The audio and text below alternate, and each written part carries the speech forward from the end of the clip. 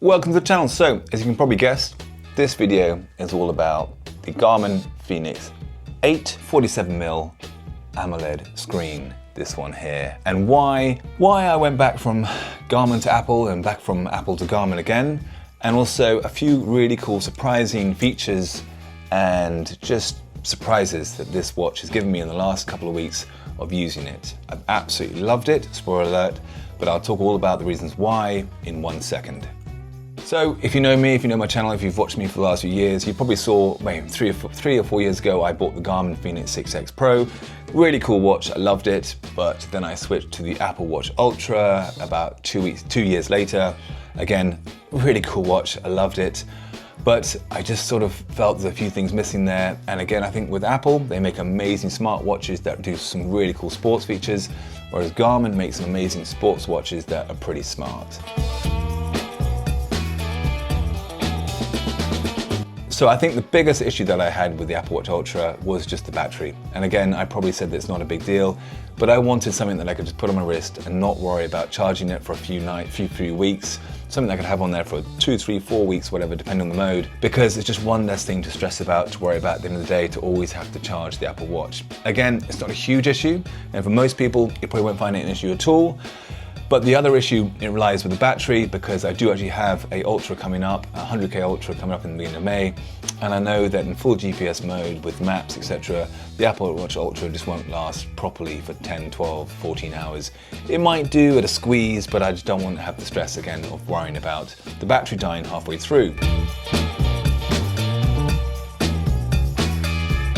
The reason why I went back to Garmin, especially this one here, was because of A, the battery. Again, as I sort of said, I wanted a watch that was just I don't have to stress too much about.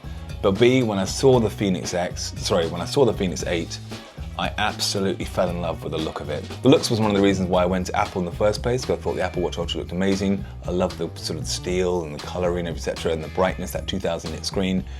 This here also has a 2000 nit screen. It also has a very, very nice look and a beautiful AMOLED display. That was the issue I had with the 6 as well, the Garmin Fenix 6. So I just found it a little bit too dim and I just didn't really like the display. Again, going to the Apple, it looked much brighter and the colors were just popping out.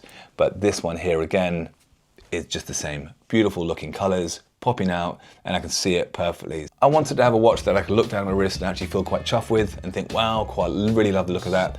That's why I went for this one here, the Fenix 8 in this coloring, the 47mm, because I actually thought it was the most attractive looking one. I love that sort of the brushed chrome, the brushed steel edges.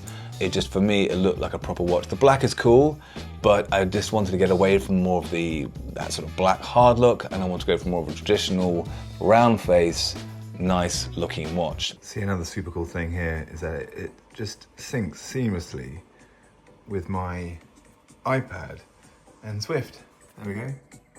Fenix 8. The other reason I switched back to Garmin was because, as I sort of said earlier, I wanted to have a watch that I could wear on all the time, so therefore it can give me better data, better feedback. So when I look at my heart rate variability, my sleep score, my resting heart rate, my training load, my battery, how much I've recovered, I just know that Garmin spot on with all those really cool sort of data feedbacks, like Apple is as well.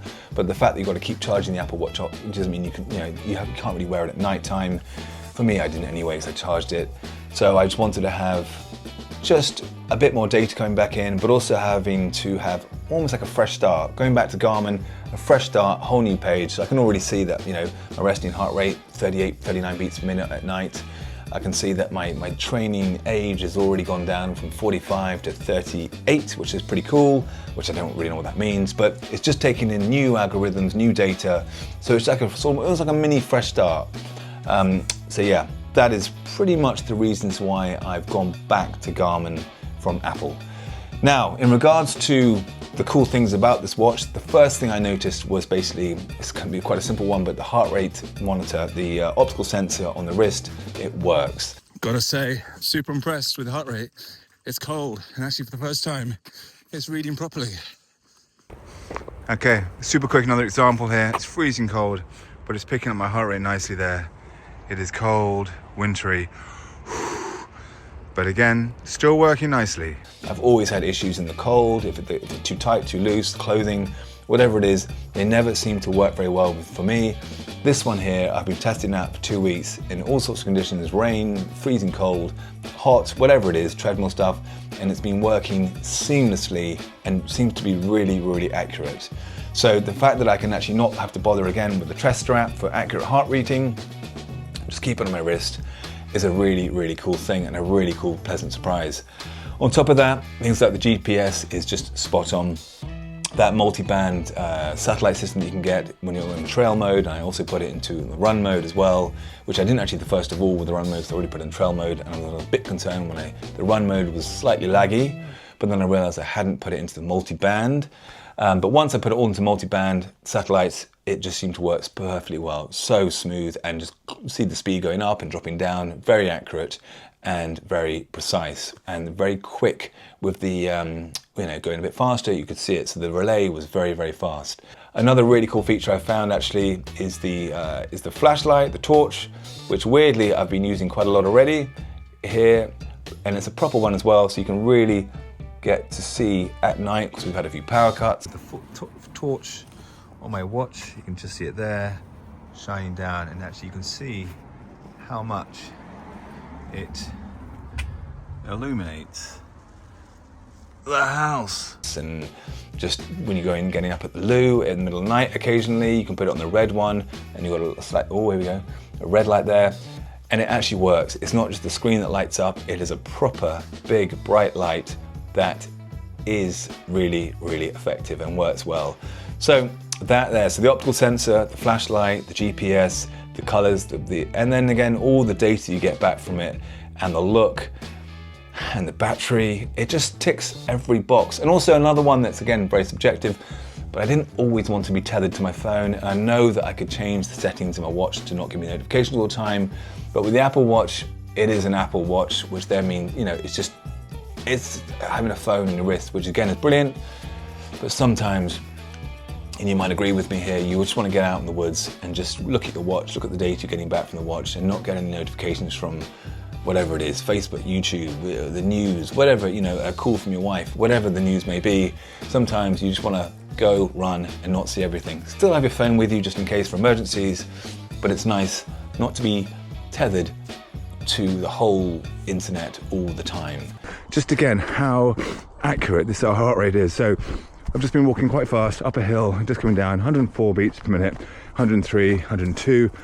It is cold. The wrist is not massively secure in there, but it's obviously good enough, but it's just picking up the heart rate so clearly, so well, that I'm just really, really, really impressed, because as I said, I just haven't had a heart rate monitor on the wrist that works so accurately, so quickly, and so effortlessly. So Garmin Fenix 8 optical heart rate sensor is really, really good. That is a very quick rundown of why I've gone back from Apple to Garmin, and the cool new things about the Garmin Fenix 8 that I absolutely love, and why I chose the Garmin Fenix 8 47mm AMOLED screen as opposed to the 52mm, just a bit bigger, a better battery life, but again more expensive. And I did want this coloring as well, and I know that again it's very subjective, but I really love that color and how it looks. I just think it's just really stunning, because I do want to have something that I'm pleased with when I look at it, and probably maybe placebo-y, it might even make you run faster, better, more effectively, more efficiently, or make you want to enjoy, or make you want to run more, make you want to do more exercise training. The strength mode as well in here, which I will talk about a lot more later at some point, but when you go into the activities, and I can't even see what I'm doing here, but if I go down to, I think there, strength, I have to say that is also very impressive, how it counts your reps when you're moving up and down in a press up or a squat or whatever. It is pretty accurate, actually, weirdly accurate, even on pull-ups, so I'm not sure how that works. So there's a lot of there, loads and loads of different sports things you can have in there, which, many watches do. If you've got this watch here and if you're super pleased with it, please let me know below. If you're a bit disappointed for any reason, or if it's not as good. I do know that some people aren't as happy with the buttons. Actually, that leads me on to one more point, the physicality. The buttons on here are great. And again, I can't stress how good it is to have the buttons back. So on a cold day like this, guards are on, you don't have to mess around with any weird things. You can change, stop, start, move around, scroll, up and down, all with the buttons and things. So it's a nice thing to have back on the wrist. Because not always you want to be messing around with the screens, having buttons, but these are more of a haptic feedback, whereas the Garmin 7 and the 6 had a more of a physical click. That has actually annoyed some of the true Garmin followers or fans. For me, I haven't noticed it because just haven't had the last watch, so it doesn't make a difference to me. But I have to say the buttons on it as well is another reason which I should have put in there in the first place, why I switched back from Apple to Garmin. All in all, really super impressed with the watch. I will again, be giving some more updates about the watch and how it works for me, but so far so good. The maps, the colors, just the brightness, just the look, the feel, everything is spot on. So again, if you've got this watch, please let me know. If you don't have it, if there's reasons you nearly did buy this watch and you didn't, I'd be interested to hear. Obviously, Sunto, Polar, Coros, they all do amazing brands of watches. And I did even look at the Amazfit T-Rex because they're quite similar. But there was something about that watch that I couldn't quite get my head around it, and I don't know, maybe that's me just being a bit of a vain git, and I wanted to spend more money and spend it on the Garmin when they're probably both just as good. But anyway, that's another whole story. Anyway, hope all's well, hope you liked that, hope it helped. Please click that like button if you haven't. If you have, thank you very much. And again, likewise, please do subscribe if you haven't, because it all is very, very helpful. Got a couple more videos coming out soon on the Ultra Vanished Carbon 2s. Loving the topos, and the training is going well. I will do an update on how that's all working very, very soon. Okay, one last thing. This is how it came. It came with a sort of bright orangey sort of strap. The strap's actually very easy to click off and on as well, so you can reuse the old straps that you had. I just thought this is a little bit too much orange for me. Quite happy with that bit of orange there, but don't want to go overboard on the orange. Right, anyway, I'm going to stop it there. Probably waffle on way too long, and see you all very soon. Right, take care, bye-bye.